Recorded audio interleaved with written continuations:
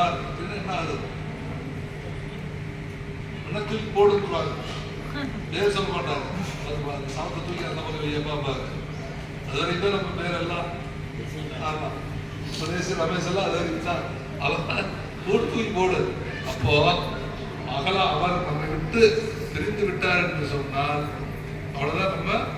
நம்ம நஞ்சம் உண்டவர் கைவிட்டால் ஊரினார் கிடந்து ஊழ்மொழி பண்டமே.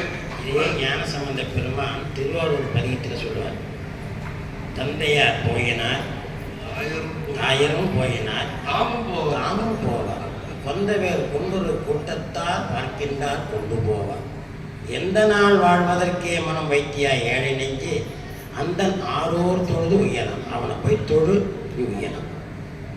அப்போ இறைவன் நம்மளை விட்டு விலகிட்டா அவ்வளவுதான். ஆக அவன் என்றும் அகலாத அன்பன், ஆறாத இன்பன் என்று சொன்னால் அவருடைய அவர் தருகின்ற இன்பம், அவரை அடைஞ்சு நாம் அந்த இன்பத்தை அனுபவிச்சோம்னா அது சலிக்காத இன்பம், ஆறாத இன்பம்னு சொல்றாரு. இப்போ உலக இன்பங்கள்லாம் எப்படி இருந்தாலும் உங்களுக்கு கொஞ்ச நேரம் இப்போ உப்பா இது சாப்பிட்டோம், நல்லா இன்பமாக இருந்தது. ஒரு 2-4 மணி நேரம் போனோம்னா மறுபடியும் பசியாக இருக்குது, மீண்டும் சாப்பிடலாம். பொங்கல் சட்டி அருமையாக இருந்தனாங்க ஐயா. இதெல்லாம் நமக்கு சாப்பிடும்போது இன்பமாக இருந்தது, ரொம்ப அருமையாக இருந்துட்டாங்க. அப்புறம் கொஞ்ச நேரம் வந்து ஏப்பம் வரும், கொஞ்சம் ரொம்ப அதிகமாக சாப்பிட்டோம்னு வச்சுக்கோங்க, அப்புறம் அது எல்லா துன்பத்தையும் செய்ய ஆரம்பிச்சிடும்.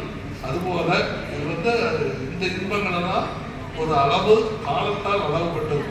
ஆனால் இவருடைய இன்பமோ ஆறாத இன்பத்தை தருவோம் நம்முடைய பெருமான். அதனாலதான் நம்ம இந்த சிவராத்திரி நாளுக்கு பெருமானுடைய புகழை பொழுது பாடி நாம் அவருடைய பெருமைகளை பாடிக்கொண்டிருக்கிறோம். அடுத்தது